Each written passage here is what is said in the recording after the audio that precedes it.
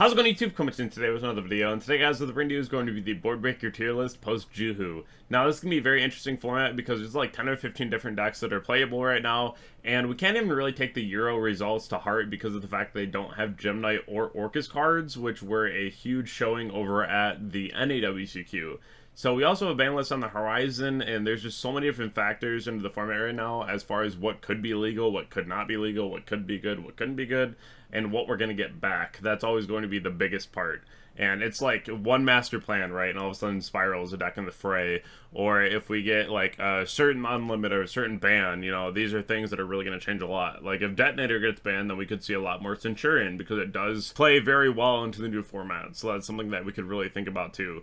But all that to be said, there's a lot to talk about because YCS Vancouver is coming up, I believe, August 16th, and that's something that is going to be every deck all at once, right? And that's going to be kind of crazy. So you want to make sure that you are prepared if you are going to that. Today we're going to be talking about what we could see as far as board breakers, what's going to be the best, what's going to be the worst, and what could you see played. So definitely go ahead and check out all my sponsors down below in the description, but let's also go ahead and check out what's going on here with this tier list. So the first one I have for you is going to be an I wouldn't, and that's going to be the tribute cards. I think these cards are really bad right now. A lot of times, these cards are only really good into the break my board formats like Baron, Savage, Oppo, whereas now the boards are so layered that giving up your normal summon to do something like this really isn't that good, and it's something that I wouldn't necessarily recommend either, and you don't really know how wide or how small their boards are going to be anyways, so this is something where I would not recommend playing these cards. I do not think that they are worthwhile, but they are definitely very interesting at the end of the day. I really do like Ulti Slayer, but it's still like a tier 2 for me.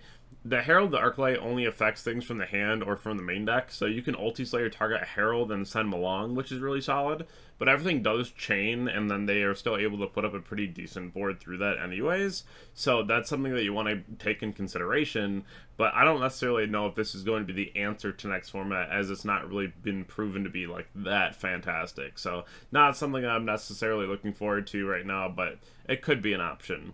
Another I wouldn't right now, though, is Change of Heart for sure, just because there's so many ways to tag out in different decks.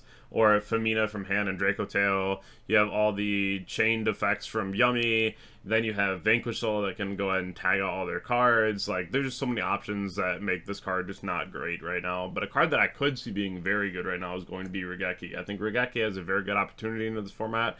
Being able to go ahead and just slam a Raigeki into a Yummy board, even if they chain Herald, I think that's fine because it turns on things like Thrust and Talent. Now, Thrust and Talent right here are going to be the same card, in my opinion, just for this format. Obviously, they're not the same card, but it's going to be the best, right? I think that these cards are fantastic. I am definitely debating right now maining 3 Thrust and a Talent. I've been looking at a lot of lists from the OCG right now, especially with the new Yummy card coming out, and it's just 3 Thrust, 1 Talent, and just is always live, right? So that's one thing where it's really solid and something that I definitely would want to play moving forward, and I think that's going to be a mainstay in most people's main decks at the moment. Some more tier 1 cards right now are going to be the Lightning Storm Duster. Again, against Vanquish Soul, being able to just blow up the trap and the fuel spell at the same time, I think is really valuable. Being able to go after the Draco Tail back row, even if they go ahead and chain one, is fine. You're just baiting out cards immediately, and that's going to do a lot more for you than some of the other board breakers, but I do like those cards in general. Evenly, it's going to be like top of tier 2. I think that it's exclusively good against Vanquish Soul. I think that they have a very hard time with cards like this because they don't necessarily put up hard negation for something like this. So that's something that you should really keep in consideration. I think that this could be a really good card next format and something that not many people are talking about. One of the cards that I really like always, but I'm going to say it could see play, is going to be Droplet. I think this card's really solid, but with Yummy being one of the best meta contenders right now, definitely very awkward to play Droplet when cards like Herald the Arclight are going to be on the board, and something that is a natural enemy of Forbidden Droplet. So something to consider, but something to also really not want to play. You know, that's just going to be a pretty natural thought. The next one here is actually just going to be playing Fenrir. I think playing Fenrir is really solid right now. This is something where if your opponent tries to like Izuna on your turn, or if they try to like play on your turn with Vanquish Soul cards or what have you, and you have a Fenrir, even if they slam like the Holy Suit on the board, right, and then they try to use like the Holy Suit effect to steal, I don't even know if that's like necessarily the worst. You get rid of the Holy Sue, and then you get rid of other things that are going on the board, right? Like, there's just a lot of opportunities to go ahead and interact with your opponent, alongside having cards like Thrust and Talent is just really going to make sure that you are making sure your opponent is not wanting to play turn 0 as much as possible, right? Because every deck right now is trying to play turn 0 if they can, so that's something to really keep in mind. The next one up here is going to be X-Rizio. This card is just phenomenal. It does your taxes, it becomes a level 4 on board as an extender, it searches for you, it sends Mirio, it sends the Heraldic Beast card, it sends Valen, which is just an MST on top of things. Card is just absolutely phenomenal, and I really hope it gets murdered on this next ban list. I do not want to see this card any longer.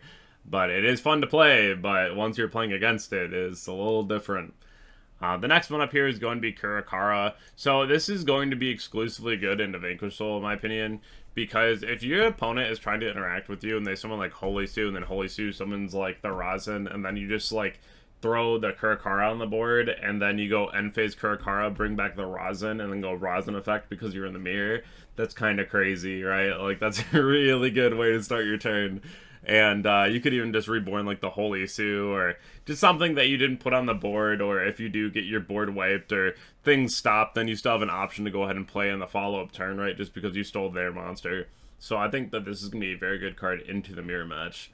Another one that I think is really good, and probably like even more so top of tier 2, is going to be Book of Eclipse. I think this is a really interesting card because a lot of times your opponent in Vanquish Soul is going to be targeting all their monsters on the board. And if you just Eclipse them, it doesn't really matter what they target, it's still going face down, so you have less to deal with. And I think this is going to be really important for you as well, because again, it's going to stop your opponent from trying to interact with you as much as possible, which I think is going to be really solid. Shaddoll Fusion, we saw it over in the Gem Knight deck, and this has been in my tier list for forever. With a Neshadal Genius, I think that that card is absolutely phenomenal, and you know, this is a card that I've been talking about for a long time, because I could always see the ability to use that in a tournament setting, because it could just be so crazy and catch someone off guard, right? So I'm glad to see this has made a home in Gem Knight, but is that the only deck that's going to play it? Probably, but we'll have to wait and see. One of the cards, now, I'm just going to tell you right now, this is not yet. And I do not think that Super Poly is like the craziest card, right? I think that it's a very good card. I think that you should consider playing it. Next format, when we get Doom of Dimension, Super Poly goes like way up here. Unless like something crazy happens to Vanquish Soul, this is like the #1 counter to Vanquish Soul. If your opponent starts putting up their board, we're getting a new fusion in Dooms of Dimension called the Axon. It's the Psychic Fusion, and it takes a Psychic and like an extra deck monster. So you just fuse Rock of the Vanquisher and Holy Sue in the draw phase, and then your opponent's like, that sucks, right? And so that's really crazy, and I'm excited to see that. That's a huge tech right now in the OCG, so that's really seeing a lot of play. But for now, like tier 2, but once we get that fusion, it's gonna be very good. Dark Ruler, this is one of the best in my opinion, even against Yummy, because like if you blank their whole board and they have Surprise, I don't necessarily think that Surprise is gonna do like that much more. Like, it's gonna give you some plays, right? But like cutting everything off to just Surprise through like a full other deck's engine, I don't think that's enough, right? So I think that Dark Ruler really does a number to a lot of decks right now, and it's something that you should really keep in mind. Kaijus, yeah, probably the same as like Lava Golem and Spear Mode, just not the best. The Striker engine, it could see play as a deck by itself. It just made top 8 at Euros, which is really cool. But again, we still didn't have like Gem Knight or Orcust, so we don't know if we would have saw a lot of those other decks too. But I do think that as an engine, still, it is pretty solid because of the fact that you can have things like Burners and Anchor. And there's a lot of decks that could see a lot of play from these cards, especially like the Yummy deck is using these cards as well, because of the fact that it's really easy to extend, and you can also use it as a breaker if you want to go for like an Afterburner or an Anchor, so still pretty okay. Another card I probably wouldn't right now is Metatronus. I am probably one of the biggest haters of this card. It's probably the top of I wouldn't, but I wouldn't play this card. I don't think that it's that good. Salesbound, this is probably going to be like bottom of tier 1. I think it's okay. I think that it still has a lot of application on the main and or the side. Calling things like Droll, calling engine pieces, just making sure that your opponent can't really interact with you that well that turn. I think this card will always end up with a place in the format after it's been found out and everyone's been playing it. It seems like it's been a pretty big mainstay. Gordian Slicer, just like not enough decks can play this card. It's such a good card, but like not enough decks can actually play it. Some Vanquishable decks are playing things like Extrav, so if we do get to that point where people are just like, you know what, I'm just gonna go ahead and play Gordian Slicer and Vanquish, then maybe. But now that we have the K9 cards coming up, I don't really think this card sees a lot of play at all. And we could see it maybe soon or in a different format, but the card is very strong. But right now, not that good. I bought 3 QCR Pinkertops. This card's going to open the best. I think this card is going to be one of the craziest cards, especially against Yummy. I think that card is just going to be be-all, end-all. Being able to just summon Pink and then make your opponent interact with you in some way, shape, or form, or you're just beating over Arclight and then threatening something else is crazy. I think this card is just like way too good right now, and that's something that I'm definitely playing 3 of at the moment.